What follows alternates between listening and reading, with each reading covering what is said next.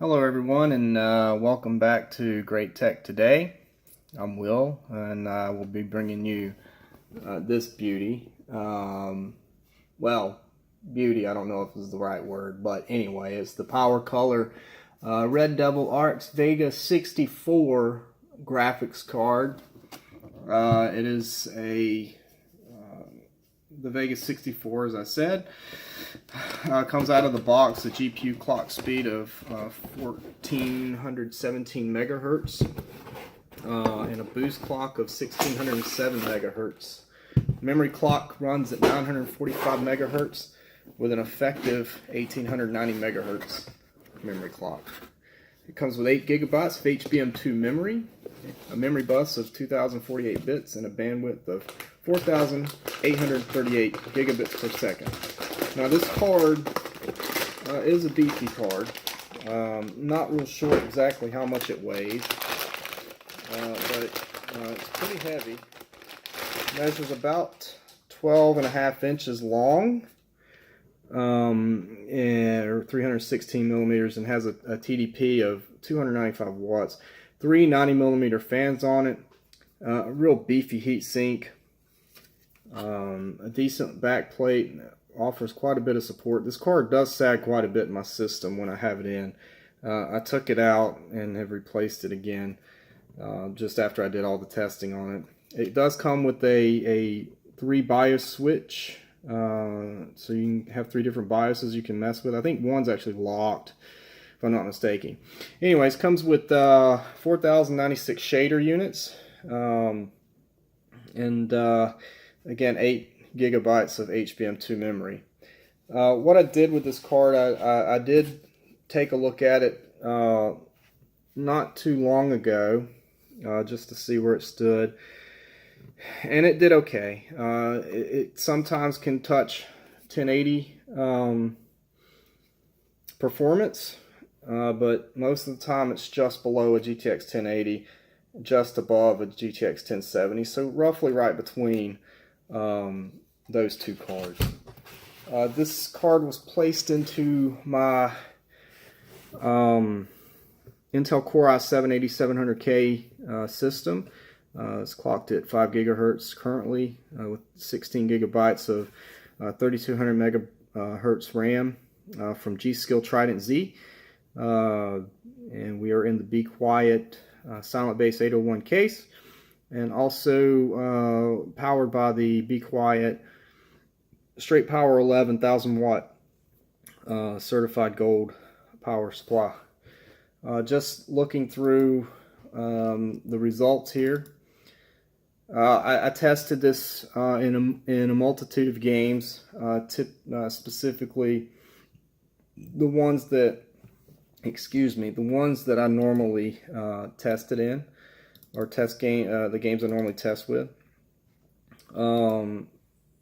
I could not get Battlefield 5 to run for some reason, nor could I get Battlefield 4 to allow me on a server. So I only want to test those games in multiplayer because those are about where those games are utilized most. A lot of these games these days are utilized most in multiplayer. But I did manage to test Far Cry 5.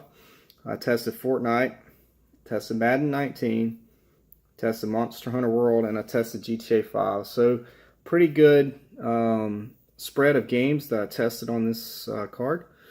And without any more delay, since we try to do these videos in 10 minutes or less, give you a good preview of what these cards have to offer, let's get into the benchmarks. So first up was Far Cry 5. On 1080p, we managed to get 92 FPS on the minimum with a 123 max and an average of 103.7.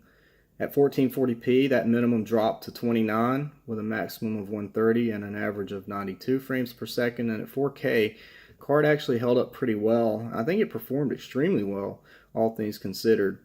46 minimum FPS, maximum FPS of 90, and an average of 69.2. Moving on to Fortnite, 1080p, we got a minimum of 102 FPS with a maximum of 181 frames per second and an average of 143 frames per second. 1440p, again, the card beasted out. Minimum was 73 FPS with a max of 129 FPS and an average of 101 FPS. At 4K, we hit 47 FPS minimum, 51 maximum, and 48.4 average. At 1080p on Madden 19, we managed 53 minimum, 375 max, 144 average. At 1440p, those numbers increased to 44 minimum, 256 max, and 98.7 average. At 4K, we did finally drop below console at 4K at 27 FPS with a max of 141 FPS and an average of 53 FPS. In Monster Hunter World, we managed 1080p at 55, maximum at 155, and an average of 107 FPS. At 1440p, we hit a minimum of 45 FPS, a maximum of 76 FPS, and an average of 60.7 FPS. At 4K, we managed 24 minimum, 38 max, and 33.6 average FPS.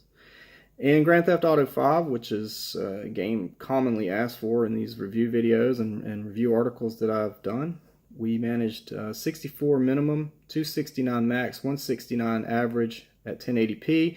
At 1440p, a 94 minimum, a maximum of 268, and an average of 157.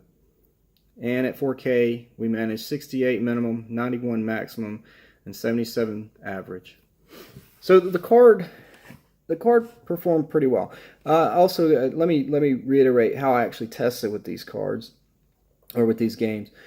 Each game I ran each game through 5 sets of benchmarks at 5 minutes each. Once I completed all of those benchmarks, I averaged everything out, and these were the averages of all of them.